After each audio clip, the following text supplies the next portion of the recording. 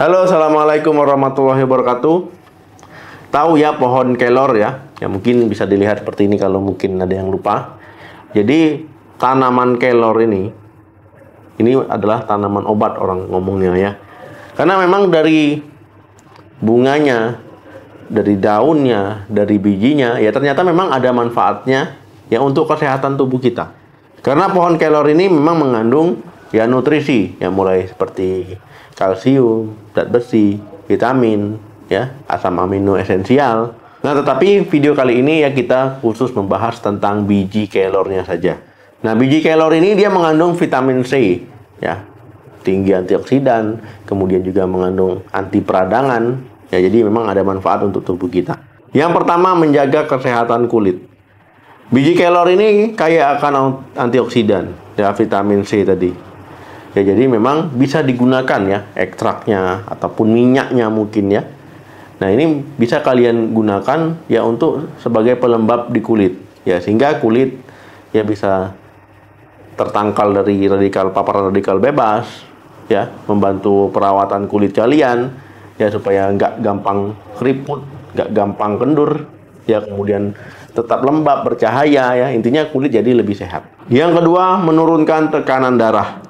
Tekanan darah tinggi ya ini nggak boleh dibiarkan ya. Walaupun misalkan kalian tekanan darah tingginya 150 ya, 145 ya, tetapi nggak ada keluhan, kalian santai-santai saja ya. Nggak masalah nih, nggak ada keluhan. Nanti setelah ada keluhan ya baru cari ya pertolongan ke dokter, atau setelah ada keluhan baru ya care dengan kesehatannya ya. Jadi memang ketika Anda sudah didiagnosa punya tekanan darah tinggi, ya wajib mengontrol tekanan darah tingginya, karena nggak boleh sampai melewati 140 ya.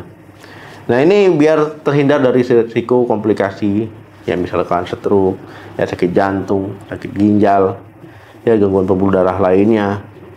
Nah, jadi bisa menurunkan risiko ketika terkontrol. Nah, kalian bisa ya mengkonsumsi ya biji kelor ini karena memiliki manfaat untuk membantu menurunkan tekanan darah. Yang ketiga, menurunkan gula darah. Ada penelitian pada tahun 2014 ya. Ini dari Akta Histokimia, itu mengatakan kalau seandainya biji kelor ini bisa membantu menurunkan gula darah. Tetapi ya penelitian ini hanya dilakukan pada tikus lab ya. Jadi bukan pada manusia. Tapi ya memiliki manfaat seperti itu ya bisa dipertimbangkan ya untuk penderita diabetes. Nah, tetapi ya banyak orang ya ketika mengetahui bahan-bahan herbal yaitu mengkonsumsinya biasanya secara berlebihan. Ya nggak boleh ya, konsumsi dalam batas normal, dalam batas wajar, ataupun kalian misalkan sedang menggunakan obat diabetes, yaitu konsumsinya kalau bisa ataupun lebih baik itu konsultasikan dulu ke dokternya. Yang keempat, membuat tidur lebih nyenyak. Ketika kalian merasa tidurnya kurang nyenyak ataupun ada masalah tidur, ya bisa coba konsumsi rebusan biji kelor ini 1 jam sebelum tidur ya, kalau ingin mendapatkan manfaat untuk tidur lebih nyenyak. Kemudian ya perlu diketahui juga ya biji kelor ini mengandung zat besi ya. Jadi kalau seandainya kalian asupan zat besinya kurang ataupun mencegah anemia defisiensi besi, ya ini bisa mengkonsumsi biji kelor ya, selain misalkan mengkonsumsi daun bayam. Karena memang tubuh kita memerlukan asupan zat besi ya, karena zat besi ini ya penting terhadap pembentukan sel darah merah ya. Kemudian kadar hemoglobin normal kita. Kalau seandainya hemoglobinnya kurang ataupun turun, ya hemoglobin ini kan fungsinya mengangkut oksigen ya, membawa oksigen. Ya ini juga akan menurun, akhirnya tubuh fungsinya bisa terganggu. Nah, kira-kira gimana nih cara mengkonsumsi biji kelor? Nah, jadi biji kelor ini bisa dikonsumsi seperti kacang ya, kacang-kacangan disangrai ya. Ataupun seperti misalkan kalian mau buat popcorn, ataupun kalian misalkan mengkonsumsinya ya seperti merebus ya, direbus seperti kalian merebus kacang polong ya.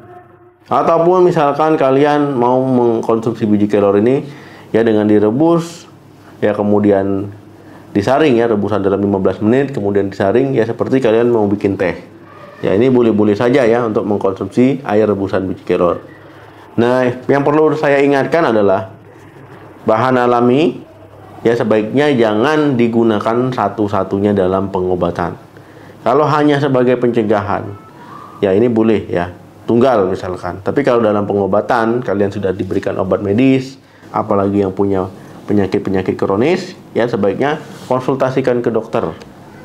Ya, ataupun berdampingan mengkonsumsi baik bahan alami ataupun obat medis. Jadi intinya obat herbal ataupun bahan alami ya digunakan sebagai ya menjaga daya tahan tubuh, menjaga kesehatan, ya membantu proses pemulihan penyakit ataupun menurunkan risiko dari penyakit.